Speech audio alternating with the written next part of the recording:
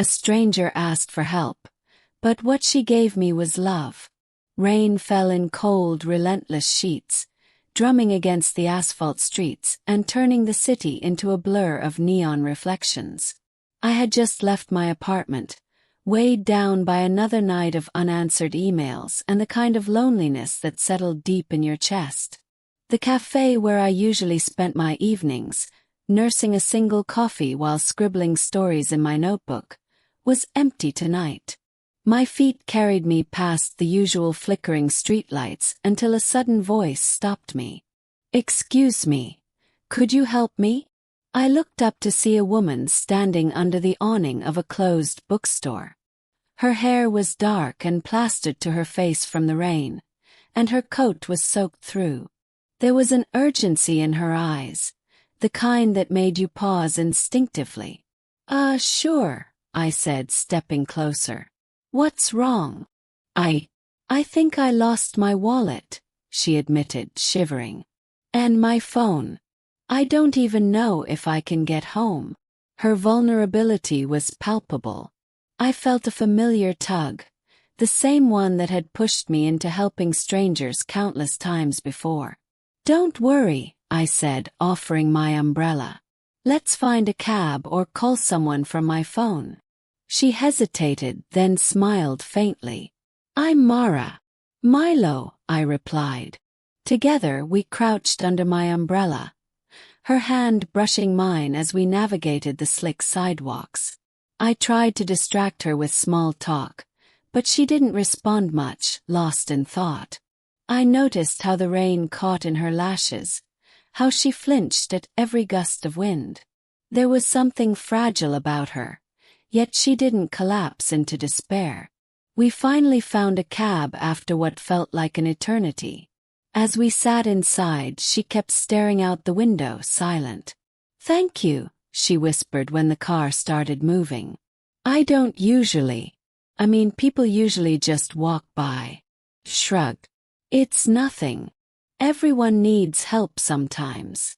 When we arrived at her apartment building, she turned to me. "You've been really kind."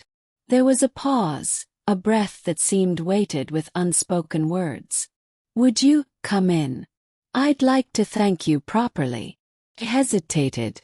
Something about her voice, soft, hesitant yet confident in its own way, pulled me inside. The apartment was small but cozy, lit by the dim glow of a single lamp. She offered me a towel to dry off, and I noticed the way her eyes lingered on mine for a moment too long.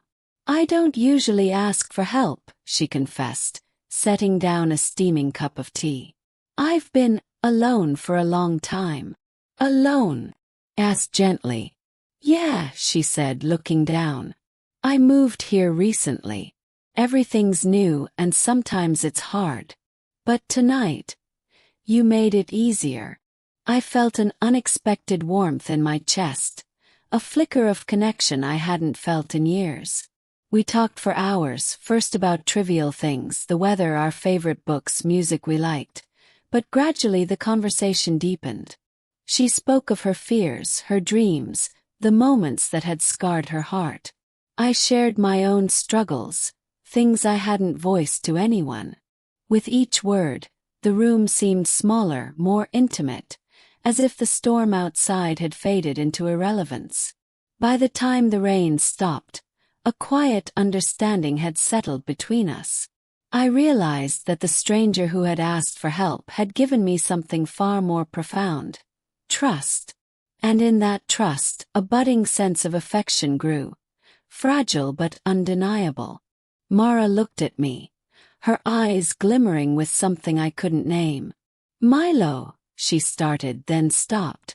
She took a deep breath and finally said, "I feel like I've known you longer than tonight. But I can actually be myself with you." "I feel the same," I admitted, my voice barely above a whisper. My heart raced, and for the first time in a long time, the walls I had built around myself seemed unnecessary, even foolish. She moved closer, and I didn't stop her. Our hands found each other's, fingers intertwining naturally. There was no rush, no forced drama, just the quiet recognition of two people who had found something rare and unspoken in one another. "I never expected this," she murmured. "Just asking for help, and somehow finding this." "This?" I asked, brushing a strand of wet hair from her face. "This," she said, resting her forehead against mine.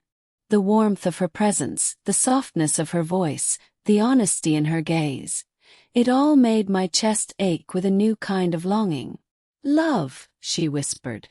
In that moment I understood. The night had begun with rain and solitude, but it ended with something unexpected and luminous.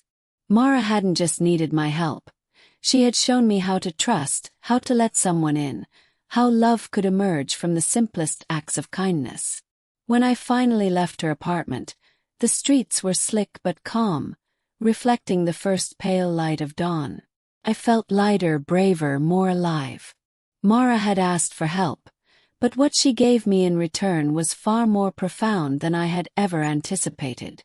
And for the first time in years, I wasn't walking alone. By the time the rain had stopped, the world outside felt quieter, almost gentle, as if the storm had cleared not just the streets but the weight in my chest. Mara and I sat in her small, cozy apartment, sipping tea that had long since cooled.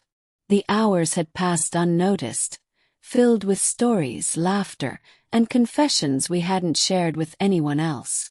"I never expected this," Mara said softly, her eyes glimmering in the dim lamplight.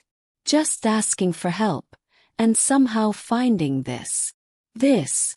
I asked, my voice barely above a whisper. She moved closer, our hands brushing until they intertwined naturally.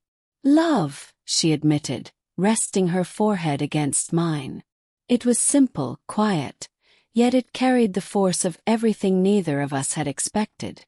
A stranger had come into my life seeking help, and somehow, in that act of vulnerability, she had given me something far deeper, a connection that felt as if it had been waiting for us all along. I realized then that kindness could transform lives in ways I hadn't imagined. That night, I didn't just help a stranger. I was reminded of what it meant to truly see someone, to be seen in return. Mara's presence erased the loneliness that had shadowed me for years, leaving something luminous in its place. When I finally stepped back into the streets, the first pale light of dawn reflected off the wet asphalt. The city was still waking, but I walked with a new lightness in my step, carrying the warmth of someone who had trusted me with her heart. Mara had asked for help, but what she had given me was love. And for the first time in a long while, I wasn't walking alone.